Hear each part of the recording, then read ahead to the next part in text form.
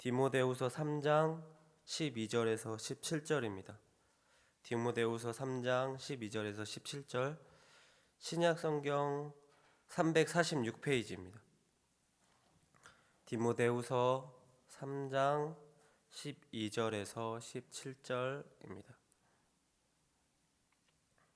12절에서 17절 다 같이 교독하도록 하겠습니다. 무릇 그리스도 예수 안에서 경건하게 살고자 하는 자는 박해를 받으리라.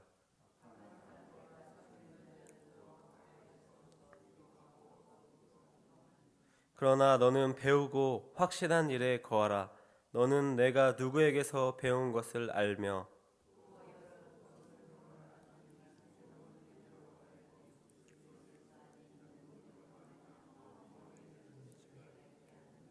모든 성경은 하나님의 감동으로 된 것으로 교훈과 책망과 바르게 함과 의로 교육하기에 유익하니 이는 하나님의 사람으로 온전하게 하며 모든 선한 일을 행한 능력을 갖추게 하려 함이라. 아멘. 오늘도 이 기도의 자리에 오신 성도님들을 주님으로 환영하고 사랑하고 축복합니다. 우리는 살면서 얼마나 선한 일을 하며 살아갈까요? 그것도 온전히 나 자신을 드러내지 않고 하나님의 영광만을 높일 수 있는 일은 얼마나 하며 살아갈까요?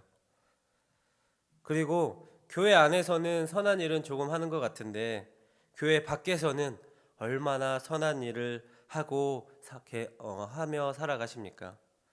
이 세상에 빛과 소금이 되라고 하셨는데 정말 세상의 빛과 소금의 역할을 감당하고 있으신가요?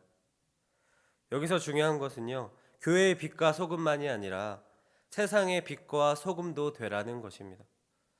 여기 모인 성도님들은 선한 일을 행하는 능력을 교회 안에서나 교회 밖에서나 행하시는 성도님들이 되시기 바라겠습니다. 오늘 본문의 바울은요, 디모데와 오늘날 우리에게 권면을 해주고 있습니다. 그 권면을 세 부분을 나누면 이렇습니다. 첫 번째로 핍박 중에서도 말씀의 진리 안에 거할 것을 권면하고 있습니다. 두 번째로 성경의 영감성과 성도에게 주는 유익함에 대하여서 권면하고 있습니다.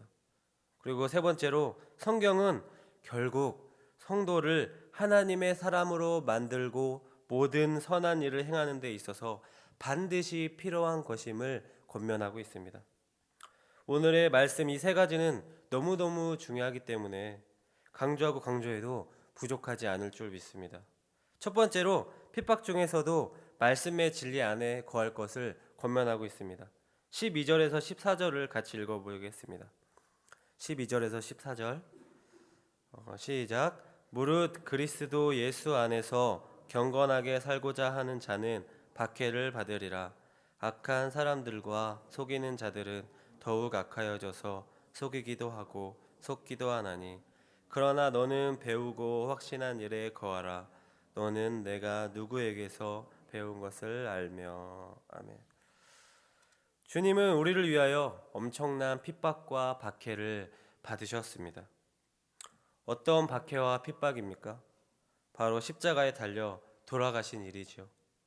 그래서 그 은혜에 우리가 감동되어서 경건하게 살고자 하는데 핍박이 온다고 합니다.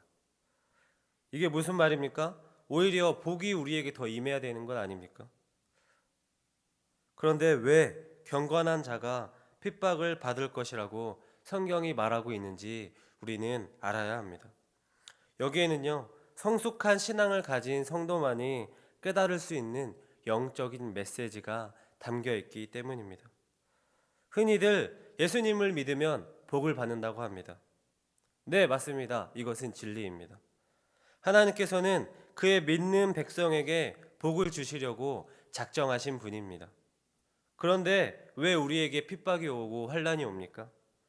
본문 말씀은요, 하나님과 우리와의 관계를 설명하고 있는 것이 아니라 하나님을 따라 사는 우리들과 세상과의 관계를 설명하고 있기 때문에 이 세상 속에서 핍박과 환난을 받는다는 것입니다.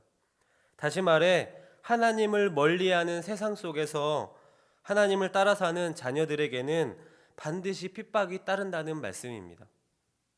세상은 하나님과 믿는 자녀들을요, 하나님을 믿는 자녀들을 가만히 내버려 두지 않습니다. 열심히 신앙생활하고 경건한 생활을 하고 거룩해지기 위해 노력하는 하나님의 자녀들을 온갖 방법으로 유혹하고 넘어뜨리려고 한다는 것입니다. 하나님의 말씀을 교묘하게 변형시켜서 이단들이 나오고, 때로는 폭력적인 방법을 사용하게 한다든지, 아니면 심리적으로 육체적으로 고통을 주어서 어떻게든 하나님을 따르지 못하게 하는 그런 곳이 바로 세상이라는 것입니다. 그 세상 속에서도 굳건하게 하나님의 믿음으로 이 자리에 나오신 성도님들을 주님의 이름으로 축복합니다. 우리는 깨달아야 합니다. 우리가 세상 속에서 핍박받으면 받을수록 하늘의 상급은 우리가 상상할 수 없을 만큼 쌓여간다는 사실을 말입니다. 이미 저와 여기 모이신 모든 성도님들은 벌써 복을 많이 받은 줄 믿습니다.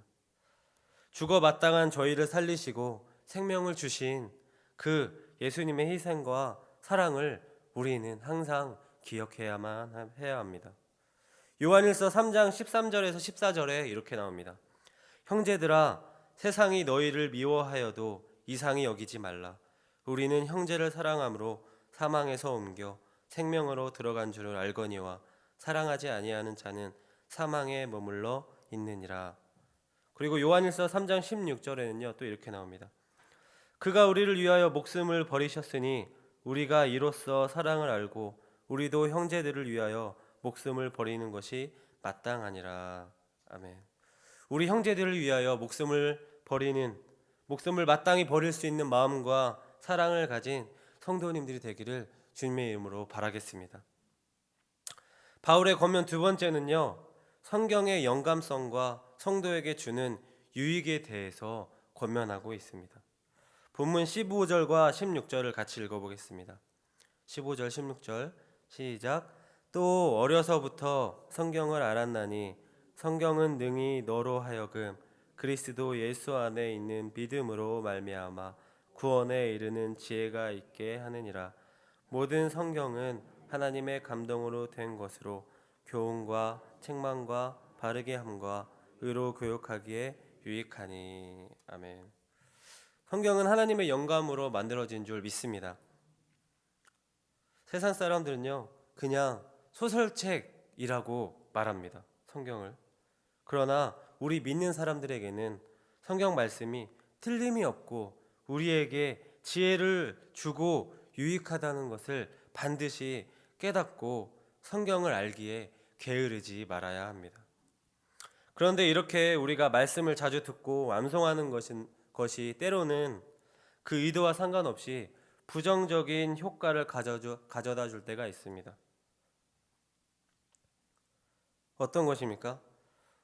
우리가 너무 성경 말씀을 많이 듣고 이 세상에서 인터넷이 발달하여 성경을 많이 듣기 때문에 그 말씀이 어쩔 때 보면 식상하다라고 느껴질 때가 있다는 것입니다.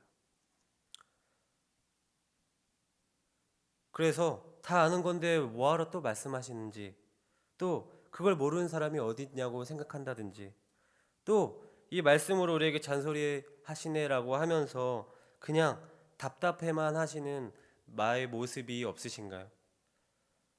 그러나 그 식상한 말씀 속에 담긴 심오하고도 깊은 의미를 깨닫는 성도님들 되시기 바랍니다. 그런 깊은 은혜를 깨닫는 성도님들의 믿음이 되시기 바랍니다. 15절에서는요 성경을 뭐라고 표현하고 있습니까? 믿음으로 말미암아 구원에 이르는 지혜가 있게 하는 것이라고 표현하고 있습니다. 그렇게 된 이유로 16절을 들고 있는데요, 16절에는 모든 성경은 하나님의 감동으로 된 것이라고 합니다. 그리고 성경은 교훈과 책망과 바르게 함과 의로 교육하기에 유익하니라고 하였습니다. 그렇습니다. 이런 거짓이 난무하는 이 세상 속에서 우리의 길이고 나침반이 될 것은요 오직 하나님의 말씀인 이 성경밖에 없다는 것입니다. 그리고 그 성경을 보면 우리가 어떻게 살아야 하는지 가르쳐주고 있다는 것입니다. 성경은 내 삶에서 해결할 수 없는 일들을 해결해 줄 수 있고요. 또 내가 깨닫지 못하는 것들을 깨닫게 해주는데 아주 특화된 책이라고 할 수 있습니다.